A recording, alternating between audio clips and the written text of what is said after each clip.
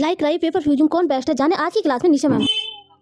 Good morning everyone, कैसे हैं आप? आई होप मस्त होंगे। सो गाइस, आज मैं हो गई थी लेट तो जल्दी से आई हूँ ऑटो से। तो गाइस, आज हमारे कोचिंग में होने वाला है बिल्कुल नया, जो आपने सोचा भी नहीं होगा। You are excited? तो गाइस, ब्लॉग में बने रहें और वीडियो को लाइक और चैनल को सब्सक्राइब कर दें गाइस। फाइनली गाइस, मैं बता सकता हूँ। फाइनली गाइस, मुझे मेरी बस मिल चुकी है, लेकिन ना आज विंडो सीट मिली और ना ही मुझे सीट। कोई बात नहीं, चलता है। फाइनली गाइस, मुझे विंडो सीट मिल चुकी है और मुझे मिल चुकी है ग्रुप की teacher. Hello guys, finally guys, हम कोचिंग आ चुके हैं। Morning sir. Good morning everyone. Guys, मेरे बिना खा रही है सिमी दीदी। है लिखा है, thank you. Hi hi Dipanshi, busy girl. Okay, ये ना गाइस, ये ऐसे बिजी रहती है, ये कहती है तू हाय बोल, मैं हाय नहीं बोलूँ। नाउ निशा मैम की एंट्री हो चुकी है guys. Good morning everyone. Good morning ma'am. कैसे हैं आप सब? बढ़िया।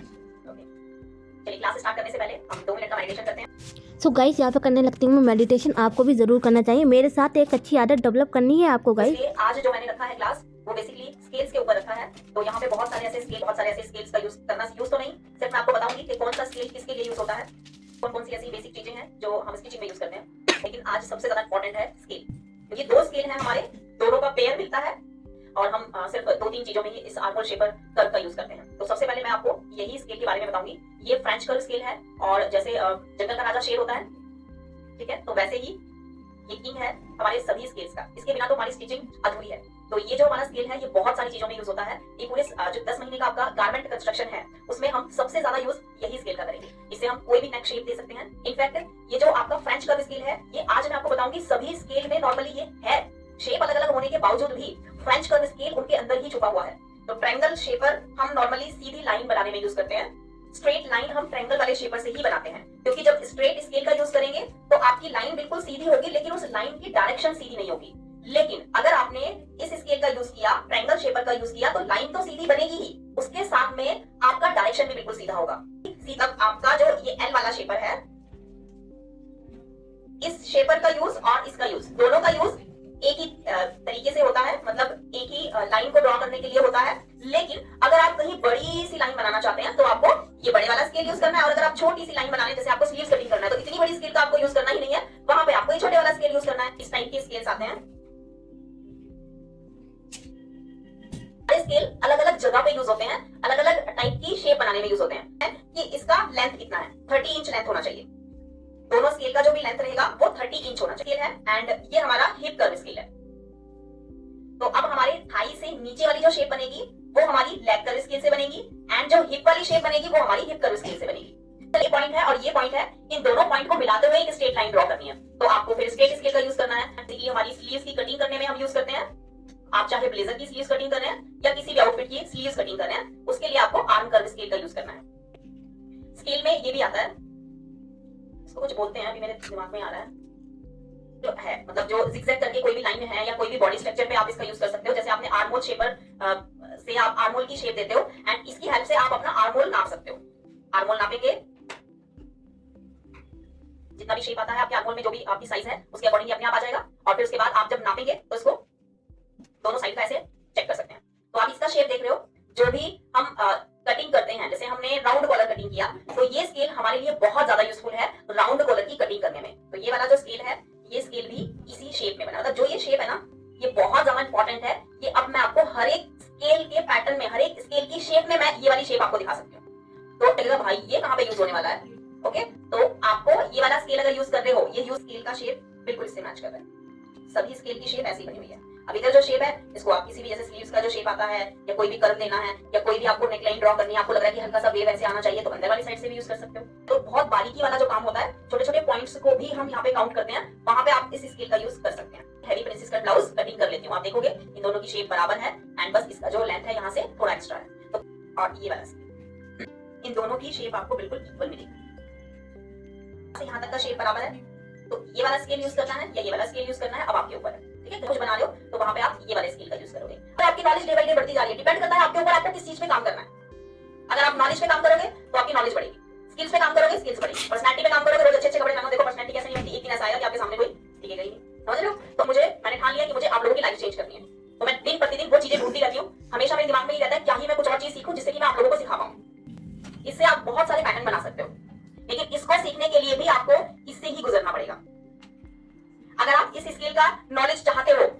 पैटर्न स्केल का यूज करना सीख जाऊं तो भी आपको इस स्केल से गुजरना पड़ेगा, आपको इस स्केल पे मास्टरी करनी पड़ेगी। एंड देन अभी देखो इस स्केल के अंदर भी ये स्केल छिपा हुआ है। ओके, इस स्केल के अंदर भी यही स्केल छिपा हुआ है। क्या होता है, ये मल्टी स्केल्स होते हैं।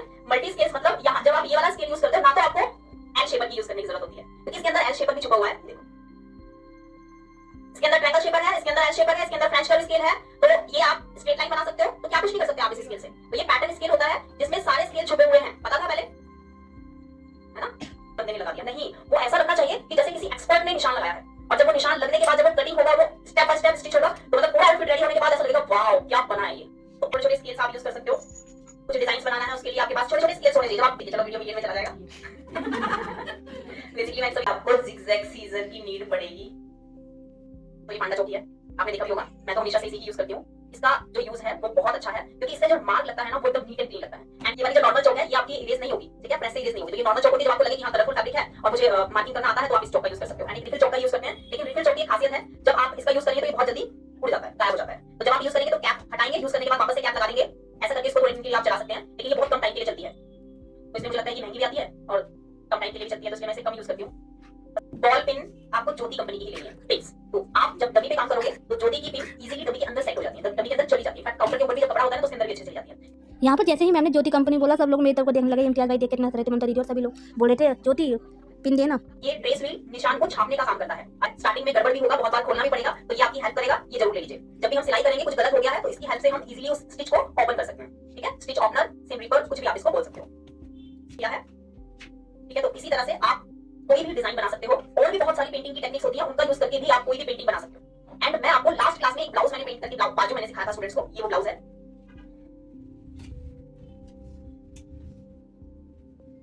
इस ब्लाउज की बाजू हमने पेंट की थी, स्लीव्स पर हमने काम किया था। एंड जो यहाँ पे दबके का काम है ये भी हमने हैंड से ही किया है। इसकी जो ये टेसल्स हमने रेडी की है ये भी हैंड वर्क से ही किया है। ज्यादा टाइम नहीं था इसलिए नेक पे नहीं किया। ओके, तो आज मैं आपको बुकरम की पूरी डिटेल बताने वाली हूँ, पूरी हिस्ट्री बताने वाली हूँ। पहले मैं भी बुकरम यूज करती थी। देखो बुकरम होता है और पेपर फ्यूजिंग होता है। बुकरम का काम और पेपर फ्यूजिंग का काम एक ही जैसा है, वो गले बनाने में, डिजाइन बनाने में दोनों का इस्तेमाल होता है। बुकरम का जो विड्थ है, अगर हम कंपेयर करें दोनों की, तो बुकरम की विड्थ कम है और इसकी विड्थ ज्यादा है। बुकरम का प्राइस ज्यादा है, पेपर फ्यूजिंग का प्राइस कम है। सबसे पहले तो बुकरम जब हम लेकर आते हैं तो पूरा डस्ट गंदगी मचा देती है, और जब हम उसको कटिंग करते हैं तो हमारी सीजर खराब कर देती है, और जब हम सिलाई करते हैं तो हमारी मशीन खराब कर देती है।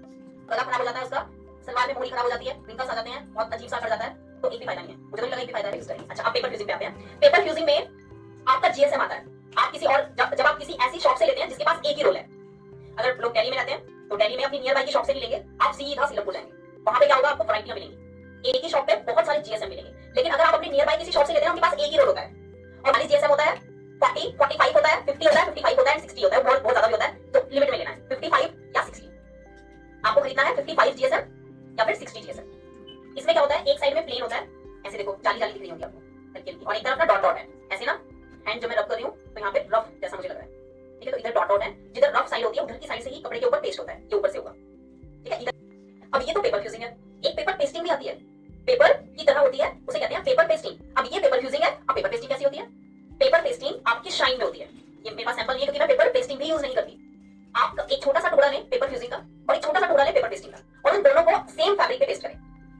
ये सारे एक्सपेरिमेंट मैं कर चुकी हूं, जो आपको बता रही हूं, और एक्सपेरिमेंट कर चुकी हूं इसलिए मैं आप लोगों को ये बता रही हूं कि इसका रिजल्ट अच्छा है, समझ गए। तो पेपर पेस्टिंग भी नहीं लेना। पेपर पेस्टिंग की क्या पहचान है, वो ऐसी ही होती है लेकिन उसके ऊपर शाइन होती है, ऐसे जाली जैसा नहीं होता। जो पेस्टिंग होती है जिससे आप गले बनाते हो, ये इसमें शाइन होती है, ये पेस्टिंग है। एक पेपर पेस्टिंग होती है, एक पेस्टिंग होती है। जो पेपर पेस्टिंग की बात कर रही हूं वो नहीं, ये पेस्टिंग है जिससे हम जेंट्स की शर्ट के कॉलर भी बनाते हैं, कॉलर बनाने में ये यूज होती है। तो ये हार्ड है, ये 100 रुपए मीटर अराउंड आती है, 100-120 तक आती है। अच्छी क्वालिटी की लोगे तो 120 रुपए मीटर मिलेगी। तो 120 रुपए मीटर और नॉर्मल 20-30 रुपए मीटर, तो कौन सा यूज करना चाहिए, ये यूज करना चाहिए।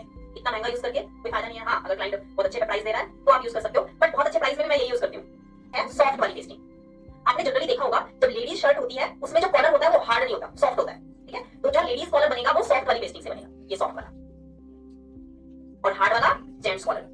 आपका कलर डार्क है या ब्लैक ही कलर है तो ब्लैक वाला यूज करना है। तो ये चेक करके तब करेंगे। बहुत बार कपड़े पे पेस्ट कर देते हैं, बाद में विजिबल होता है।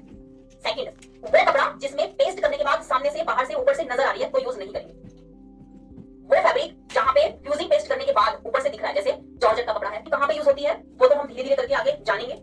इसके बिना भी आउटफिट बन सकते हैं और इसके साथ भी आउटफिट बन सकते हैं, दोनों में डिफरेंस होता है। एक तो टाइम लगता है पेस्ट करने में, और दूसरा आती भी है, महंगी भी आती है, ठीक है। तो मुझे ऐसा लगता है कि अगर आप कहीं ऐसी देते ब्लाउज है। तो आपको क्या करना है, एक ऐसा पार्ट रेडी करना है जो लाइनिंग के साथ रेडी होगा और उस लाइनिंग के ऊपर चुन्नी लाइक्रा फ्यूजिंग लगाएंगे, वो चाहे आप ब्लैक लगाएं, व्हाइट लगाएं, अकॉर्डिंग टू फैब्रिक कलर।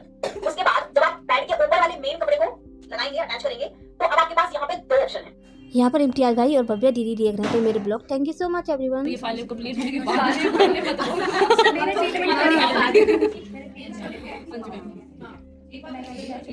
तो मैं साथ चाहती हूँ कि सारे पूरी बोल के ना एक ही साइज की फोटोज मैं फ्रेम कराऊंगी इनको। मैम आपके बर्थडे पे गिफ्ट कर देंगे और अपना नाम वहाँ पे लिख के देना, ठीक है? बहुत अच्छा लगेगा, पूरी बोल मतलब ऐसी लगेगी, है ना? मजा आएगा देखने में, बहुत मजा आएगा। आपके बर्थडे पे गिफ्ट करेंगे मैम। यहाँ पर मैम सोच रही हैं यार ये कितने सस्ते में निपटाना चाह रही है। बाय गाइस, मिलते हैं कल के नेक्स्ट ब्लॉग में। तब तक वीडियो को लाइक और चैनल को सब्सक्राइब कर देना गाइस। कमेंट भी करना है, काजल ने बोला है ना तो करना है।